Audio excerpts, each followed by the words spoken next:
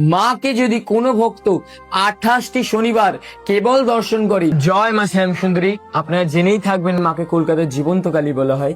মা জীবন্ত এর প্রথম কারণই ভক্তরা যদি মায়ের কাছে কোনো মনের বাসনা বলে যায়, মা তাদের কাউকে কোনোদিন খালি হাতে ফেরায় না। আর মাকে এখানে 5 বছরের বাচ্চা মেয়ে রূপে পুজো করা হয়। এর পেছনে বিশেষ ঘটনা আছে। মায়ের পুরোহিত মহালয়ার পুণ্যলগ্নে মায়ের জন্য বাজার করতে যান।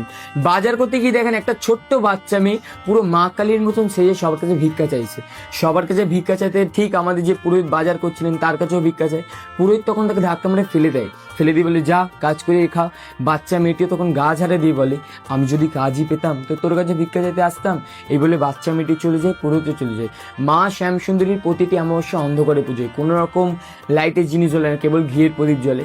ওদিন মহালয়ার অমাবস্যা অন্ধকারে পুজো হচ্ছে।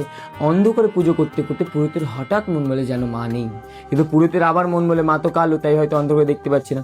তাই পুরোহিত ঘিয়ের প্রদীপ নিয়ে মায়ের মুখের সামনে যায়, দেখে সত্যি মা নেই। আর মায়ের নিচে শিব ঠাকুর, উনিও পুরো মৃত মানুষ মতন শুয়ে আছে।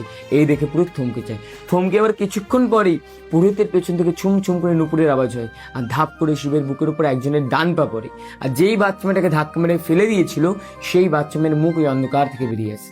আর মা তখন মানুষের কণ্ঠে বলে দে চাল কলে দে, দিবি না আমায়।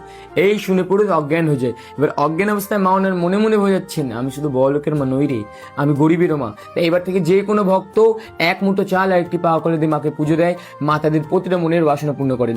আর মাকে যখন দর্শন করবেন তখন দেখবেন মায়ের বিদের নিচে 9টা বিগ্রহ আছে, নবগ্রহ বিগ্রহ। এই বিগ্রহ থাকার পেছনে বিশেষ কারণ, আমাদের মানুষ জীবনে বিভিন্ন রকম দোষ হয়, মাঙ্গলিক কাজ ও বিভিন্ন গ্রহ জাতীয় দোষ। এই দোষ থেকে মুক্তি পাওয়ার জন্য মানুষ বিভিন্ন রকম পাথর, মাদুলি, কবচ ধারণ করে, কিন্তু সবার তো সামর্থ্য হয় না এইসব করার। তাই মাকে যদি কোনো ভক্ত 28টি শনিবার কেবল দর্শন করে, যে কোনো গ্রহদোষ থেকে এমনি মুক্তি হয়। কোনো রকম পুজো আচ্ছা মাদুলি কবচ কিছু লাগে না, কেবল মায়ের মুখমণ্ডল দর্শন করতে হয়। আর আগামী 19শে ডিসেম্বর মায়ের মহাপ্রেত মুক্তি অমাবস্যা, এই দিন যদি কোনো ভক্ত মাকে কালো তিল আর ঘি দিয়ে পুজো দেয় তো যত রকম ওর প্রেত দোষ থেকে মুক্তি হয়। তাই আগামী 19 তারিখ অবশ্যই মাকে দর্শন করার চেষ্টা করবেন। শ্যামসুন্দরী মায়ের স্থায়ী মন্দিরে আসার জন্যে আপনার শিয়ালদা স্টেশন থেকে টাকি বয়স হাই স্কুল, তার অপোজিটে একে পয়েন্ট থেকে সোজা আসলেই মায়ের মন্দির। আবার আমাইস্টির 4 মাথার মোড় থেকে কাউকে জিজ্ঞেস করলে মা শ্যামসুন্দরী মন্দির পেয়ে যাবে।